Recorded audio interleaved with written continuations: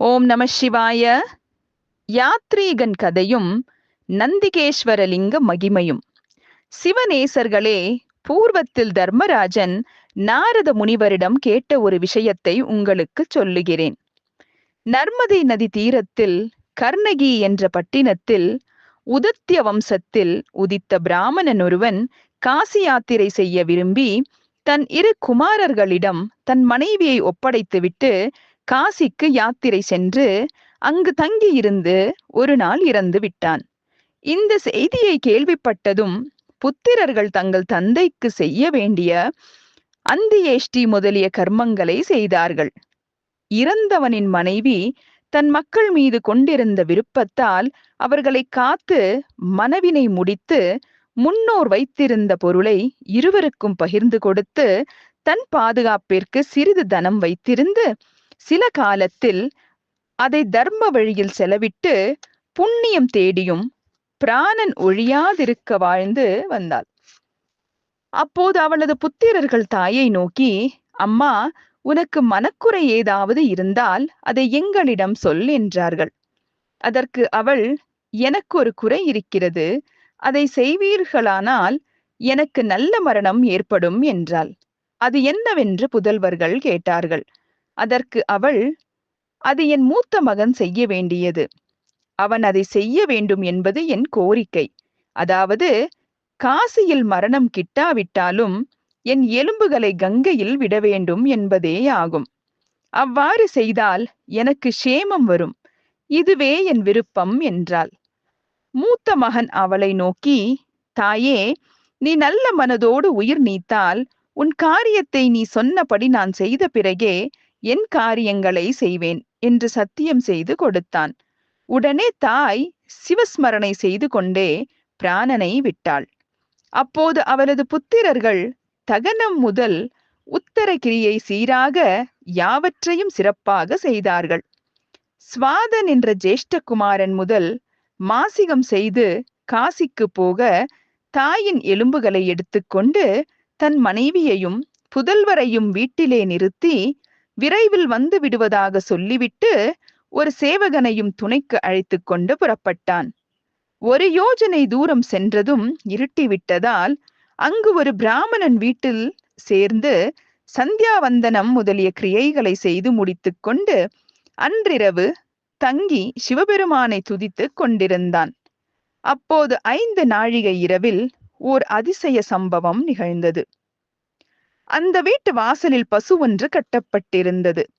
அவ்வீட்டு வேதியன் பசுவை இன்னும் கறக்கவில்லையா என்று கேட்டுக்கொண்டே கன்றை அவிழ்த்துவிட்டு தன் மனைவியை பசுவை கறப்பதற்கு கூப்பிட்டு அந்த கன்றின் கழுத்து கயிற்றை பற்றி இழுத்து போனான். அப்போது அந்த கன்று அவன் காலை மிதிக்கவே வேதியன் கோபம் கொண்டு தன்னை மிதித்ததற்காக அந்த கன்றை கொம்பால் அடித்து பாலூட்ட விடாமலும் கொண்டு சென்று ஒரு தூணில் கட்டி போட்டான். கன்று அருந்தாத பால் பசுவின் மடியில் இருந்ததால் பசுவானது மிகவும் அழுதது. அவ்விரைச்சலை கேட்டதும் பசுவின் கன்று, தாயே, நீ ஏன் கூச்சலிடுகிறாய் என்று கேட்டது. அதற்கு தாய் பசு, எனக்கு நேர்ந்த துக்கம் உன்னை அவன் கொம்பால் அடித்ததால் உண்டானது என்றது. தாயே, நாம் கர்மவசத்தில் உள்ள ஜீவர்கள். ஆகையால் கர்மத்தை அனுபவிக்காமல் நாம் எங்கே போக முடியும்? பூர்வத்தில் சிரித்துக்கொண்டே செய்த கர்மத்தை இப்போது அழுது கொண்டே அனுபவிக்க வேண்டி இருக்கிறது. சுக துக்கங்கள் அனுபவிக்காமல் தப்புவதில்லை என்று கன்று பதில் கூறியது. அதற்கு தாய் பசு, மகனே, நீ சொல்லும் வார்த்தை நான் அறிந்ததுதான். ஆயினும் சம்சார மாயையால் துக்கம் அடைந்திருக்கிறேன். நான் அழுதும் துக்கம் அடங்கவில்லை என்றது. அதற்கு அதன் கன்று, நீ அழுவதால் பயன் என்ன? அனுபவிக்க வேண்டியதை அனுபவித்துத்தானே தீர வேண்டும் என்றது. அதற்கு பசுவானது, எனக்கு இப்போது உண்டான துக்கம் இந்த வேதியனுக்கும் உண்டானாலன்றி ஒழியாது. ஆகையால் இவனுக்கு அத்தகைய துன்பத்தை நான் உண்டாக்குவேன். அப்போதுதான் அது தன் செயலால் விளைந்தது என்பதை உணர்வான். மகனுக்கு துன்பம் நேர்ந்தால் தாய்க்கு அதை காட்டிலும் துக்கம் அதிகமாக இருக்கும். நாளை உதயத்தில் அவ்வேதியனின் மைந்தனை என் கொம்புகளில் குத்திவிடப் போகிறேன். அதனால் அவன் புத்திரன் மாண்டு போவான் என்றது. அதற்கு கன்று, தாயே, இதுவரையில் நாம் செய்த கர்மத்தை அனுபவித்துக் கொண்டிருப்பது போதாதென்று இந்த பிரம்மஹத்தியை வேறு அடைய வேண்டுமா? இவன் புதல்வனை கொன்றால் உனக்கும் அத்தகைய துன்பம் மீண்டும் வராமல் இருக்காது. நற்கர்மம் செய்தால் ஸ்வர்கலோகமும், துர்க்கர்மம் செய்தால் நரகமும், மிஸ்ர கர்மம் அதாவது கலவை செய்தால் மானுடப் பிறவியும், கர்ம நலிவால் முக்தியும் உண்டாகும். ஆகையால் நீ இத்தகைய தீய செயலை செய்ய வேண்டாம். என்னை அவன் அடித்தானே என்று நினைக்கிறாயா? நான் யார்? நீ யார்?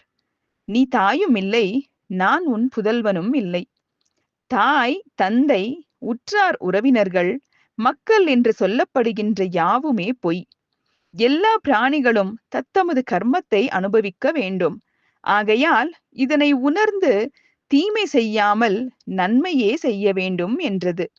அதற்கு தாய் பசு, உனக்கு விளைவித்த துன்பத்தை கண்ட நான் அதை அவர்களுக்கு திருப்பி செய்வது எப்போது என்று பதைக்கிறேன். பிரம்மஹத்தி வரும் என்றாயல்லவா? அதை போக்கடிக்க தக்க புண்ணிய ஸ்தலம் ஒன்று இருக்கிறது. அது எனக்கு தெரியும். இந்த வேதிய சிறுவனை கொன்றால் என் உடல் கருத்துவிடும். அந்த பிரம்மஹத்தி நீங்கியவுடன் என் உடல் பழையபடி வெள்ளையாகிவிடும். இது எனக்கு தெரியும் என்று சொல்லியது. கன்று பதில் பேசவில்லை. இந்த சம்பாஷணையை மிருகங்களின் பேச்சு மொழியை உணர்ந்திருந்த காசி யாத்திரை பிராமணன் கேட்டுக்கொண்டிருந்தான்.